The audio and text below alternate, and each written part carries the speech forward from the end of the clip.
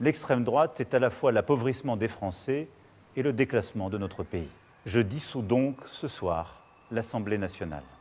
Le fatalisme, qui tire ses origines latines du mot destin, est une doctrine selon laquelle l'existence humaine suit une marche inéluctable où le cours des événements échappe à la volonté humaine. Vous n'êtes pas sans savoir que récemment, les élections européennes ont eu lieu. Et vous avez sûrement, parmi vos connaissances, vos amis ou votre famille peut-être, des personnes qui ne se sont pas déplacées pour aller voter. Et parmi ces personnes, certaines ont le sentiment puissant que rien ne va changer, que rien ne peut changer. Aujourd'hui, les politiciens, ils travaillent pas pour le peuple, ils travaillent pour eux en fait.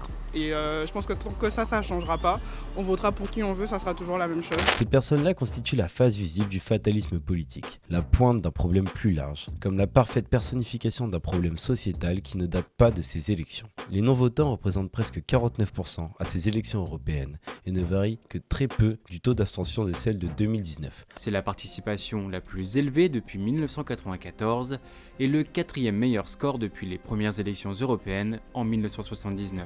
En 2008, dans un article du Conseil constitutionnel, on observait déjà une diminution de la participation électorale depuis une vingtaine d'années. Et 16 ans plus tard, rien n'a changé. Autour de nous, on entend souvent parfois, pour des raisons bien concrètes, que les politiques sont tous des pourris, tous corrompus. On en arrive même à utiliser le concept de croyance, propre aux religieux, comme si simplement, sans y croire, toutes les luttes, les débats et les décisions prises allaient disparaître. Et là, je crois qu'on rentre dans quelque chose qui est politique et culturel, et c'est pour ça, vous posez la question de est-ce qu'on y croit encore à la politique. Moi, j'y crois fondamentalement. Malheureusement, ces non-votants appartiennent aux classes les plus populaires, et donc logiquement, les plus élastiques aux décisions prises par le gouvernement, car davantage dépendantes des services publics ou des prestations sociales. On peut diviser ces abstentionnistes en deux groupes distincts. Ceux qui sont dans le jeu politique, ils sont le plus souvent issus de classes favorisées, ils suivent les actualités politiques mais n'adhèrent à un instant T à aucun parti, mais ont souvent voté et vont sûrement voter lorsqu'un parti les séduira. Pour qui vous pensez voter ?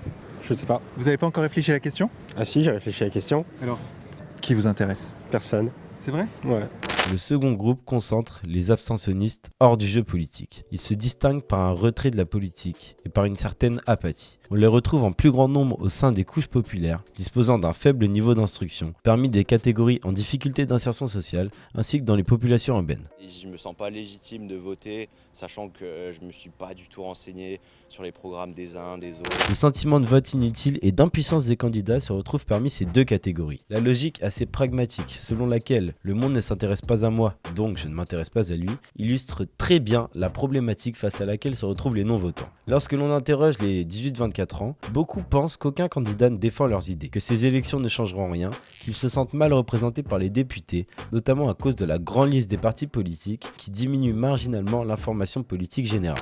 Donc il a fallu inventer une notion que j'ai appelée capital culturel, c'est-à-dire l'idée que nous héritons de notre famille, pas seulement des moyens matériels. Dans un exposé universitaire, le philosophe Pierre Bourdieu, au cours d'une étude sur les sondages d'opinion politique, observe des phénomènes applicables à l'abstentionnisme. Il établit une corrélation forte entre le niveau d'instruction et la capacité ou non de répondre à une question politique. Dans la même dynamique, cette corrélation peut se faire avec le niveau social de l'individu. Il décrit l'abstention comme un phénomène si normal en apparence qu'on oublie d'en interroger le sens. Ces personnes, se sentant illégitimes d'émettre un avis politique, posent la question de ce que signifie être compétent politiquement. Et Bourdieu explique que sont compétents techniquement ceux qui sont socialement désignés comme tels, et qu'il suffit de désigner une personne comme compétente pour qu'elle acquiert une compétence politique. Il finit par dire plus tard que ceux qui s'éliminent spontanément du jeu politique sont à peu près ceux que les dominants élimineraient s'ils en avaient le pouvoir. Vous allez voter pour qui là aux élections ? Moi je vote pas moi. Pourquoi ?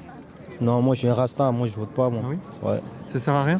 Ce désintérêt pour la politique trouve aussi ses origines parmi les femmes, les non-diplômés et les jeunes. Mais progressivement, c'est tout le tissu social qui se voit désintéressé des questions politiques. Les genres n'entrent quasi plus en compte tandis qu'il y a d'importants écarts entre les générations. On peut évidemment nuancer cette déconnexion en constatant que les présidentielles bénéficient du plus gros taux de participation, grâce à la dimension de rite de passage, car ce scrutin reste une référence, si ce n'est la référence de la Ve République. En ajoutant également qu'en fonction des familles politiques politiques et des partis, le taux de participation peut fortement varier. Comme en 2017, où les Verts, n'étant pas représentés, se retrouvent très peu mobilisés, tandis que les macronistes et les républicains obtiennent une forte participation. Un excellent début d'explication à ce phénomène se trouve à la télé, dans les sondages d'opinion. Le média Blast a fait une excellente analyse de ces sondages d'opinion politique dépolitisés dans une vidéo d'une vingtaine de minutes. Pour ma part, je vais raccourcir mon analyse en vous faisant seulement part des intentions de vote. En 2002, au moment des élections présidentielles, Chirac était annoncé comme grand gagnant de ces élections avec 24% d'intention de vote. Et Jean-Marie Le Pen n'était quant à lui pas favori avec 9%. Mais c'est pourtant ce dernier qui se retrouve au second tour avec un résultat de 17% face à Chirac qui compte 20% des votes favorables. Énorme surprise, Jean-Marie Le Pen semble devoir être le second. C'est un coup de tonnerre. Oui, absolument un coup de tonnerre. C'est donc un des premiers symboles de la désinformation de masse que permettent les sondages modernes. De nos jours, les sondages sont effectués par des entreprises privées qui par définition créent un sondage pour répondre à la demande d'un client. Ces sondages sont basés sur plus ou moins 1000 personnes qui voient ces questions sous forme de pub,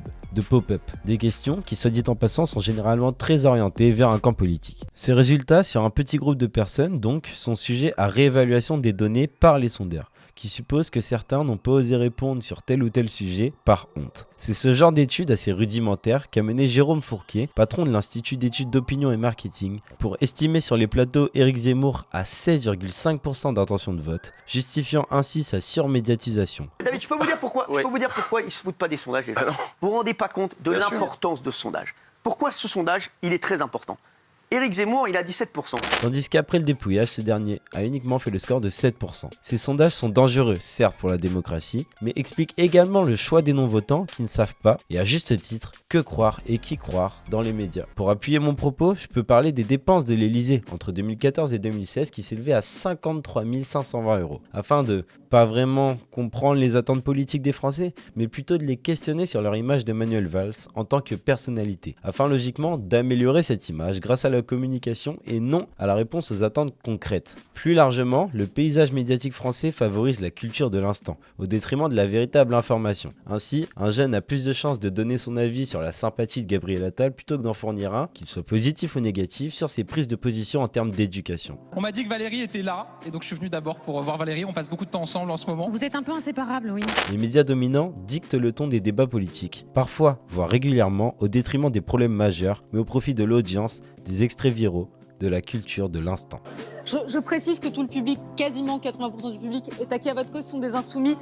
Laurence Debré, c'est pas grave, c'est pas grave. La multiplication des déclarations agressives et des spectacles offerts par les politiques et journalistes dérange surtout les électeurs de gauche, tandis que les plus nationalistes ne s'en offusquent pas. Cette constatation me permet habilement de dire que c'est parmi les électeurs de gauche que le problème des non-votants et de la fatalité est le plus observable. Les candidatures et les partis se multiplient et les électeurs n'apprécient pas ces débats politiques qui prennent des tournures de clash et qui perdent en sérieux. Mais d'un camp comme de l'autre, après des décennies d'alternance entre les partis traditionnels de gauche et de droite, la population ne voit pas de changement, pas de différence entre les politiques, et là apparaît le fatalisme. À l'image de notre président ayant trahi le Parti socialiste pour mener des politiques plus à droite, mais en laissant une majorité de mécontents, certains électeurs ne croient plus en la politique.